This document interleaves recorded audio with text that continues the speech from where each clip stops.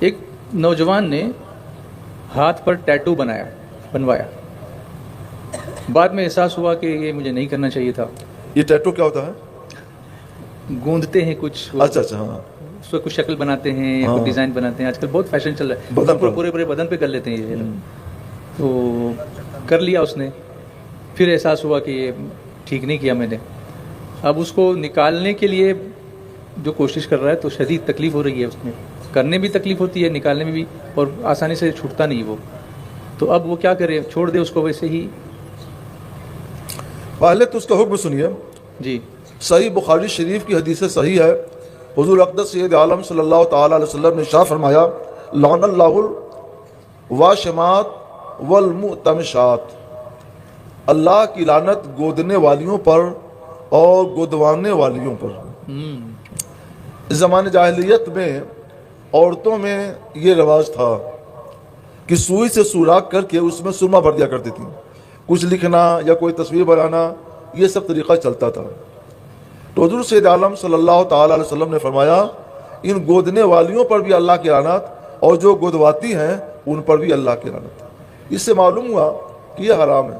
جس کام پر حضور سید عالم صلی اللہ تعالیٰ علیہ وسلم نے لعنت فرمائی وہ کام حرام اور گناہ ہوا کرتا ہے۔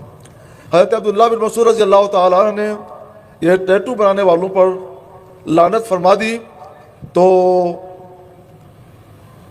ایک خاتون آ گئیں، اور وہ خاتون اپنے وقت کی فقیہ تھیں کہ ابن مسعود آپ نے واشمات متشمات پر لعنت بھیجی ہے، تو انہوں نے کہا کیا بات ہے کہ میں ان پر لعنت نہ بھیجوں جن پر اللہ کے رسول نے لعنت بھیجی ہے، جن پر اللہ نے لعنت بھیجی ہے؟ تو وہ خاتون کہنے لگیں، میں نے تو قرآن پورا پڑھ لیا، قرآن پاک میں تو کہیں یہ نہیں ہے۔ تو حضرت عبداللہ بن مسعود رضی اللہ تعالیٰ نے فرمایا، اگر آپ نے واقعی پڑھا ہوتا، یعنی دل لگا کے پڑھا ہوتا، غور سے پڑھا ہوتا، تو آپ کو مل جاتا۔ تو انہوں نے کہا بتائیے، تو انہوں نے کہا سنو، اللہ تبارک و تعالیٰ ارشاد فرماتا ہے، ما آتاکم الرسول فخذوہ وما نہاکم عنہ فانتہوا۔ چونکہ دور جاہلیت کی رسم آج پھر پلٹ رہی ہے، اسلام نے جس کو ختم کر دیا تھا آج ہمارے لوگ ادھر پھر پلٹ رہے ہیں۔ پہلے زمانے میں صرف عورتیں کرتی تھیں، آج مرد بھی کر رہے ہیں۔ جی ہاں، تو اس لیے میں تھوڑی سی تفصیل سے گفتگو کر رہا ہوں۔ جی جی۔ تو حضرت عبداللہ بن مسعود رضی اللہ تعالیٰ عنہ نے فرمایا کہ اگر تم غور سے پڑھی ہوتی تو تم کو قرآن پاک میں مل جاتا۔ سنو، اللہ تعالیٰ قرآن مقدس میں ارشاد فرماتا ہے، ما آتاکم الرسول فخذوہ وما نہاکم عنہ فانتہوا، رسول تمہیں جو حکم دیں اس پر عمل کرو، اور جس سے منع فرمائے اس سے باز رہو۔ یہ قرآن نے بتا دیا کہ رسول جس سے بچنے کے لیے کہیں اس سے بچو، اور رسول نے کیا فرمایا، لعن اللہ الواشمات والمتشمات، اللہ کی لعنت گودنے والیوں پر اور گودوانے والیوں پر۔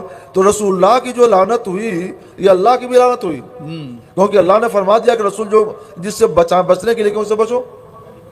تو یہ قرآن کا بھی آرڈر ہو گیا اور رسول اللہ کا بھی آرڈر ہو گیا، دونوں کا آرڈر ہو گیا، اور اس کے مطابق میں نے کہا ہے کہ تم لوگ اس سے بچو۔ جی۔ تو یہ آرڈر قرآن پاک کا بھی ہے، یہ آرڈر حدیث نبوی کا بھی ہے، اللہ کا بھی، اللہ کے رسول کا بھی ہے۔ اس لیے میرے نوجوان بھائیوں، عزیزوں، دوستوں، بچوں، آپ تک میں نے اللہ کا فرمان بھی پہنچا دیا، اللہ کے رسول کا فرمان بھی پہنچا دیا، صحابہ کا بھی فرمان پہنچا دیا، شریعت پیغام بھی پہنچا دیا کہ یہ ٹیٹو بنوانا حرام حرام حرام، بد کام، بد انجام ہے، اس سے بچو۔ یہ مت کہنا کہ ہمیں کسی نے بتایا نہیں، اسے عام کرو، بتاؤ، اس سے بچو اور دوسروں کو بچاؤ۔ یہ تو اصل حکم ہوگا۔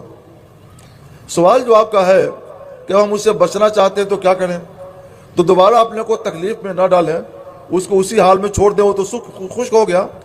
ہمارے فقہ فرماتے ہیں کہ جب سرما خشک ہو گیا، پہلے جو خون نکلا وہ ناپاک تھا، اس میں جو سرما گیا وہ بھی خون میں آلودہ ہونے کی وجہ سے وہ بھی ناپاک ہو گیا، مگر جب سب سوکھ گیا اور بدن کے اندر چلا گیا تو بدن کے اندر جانے کے بعد اب سب کو پاکی کا حکم دیا جائے گا کہ جو اندر ہے اس کو ہم ناپاک نہیں کہتے۔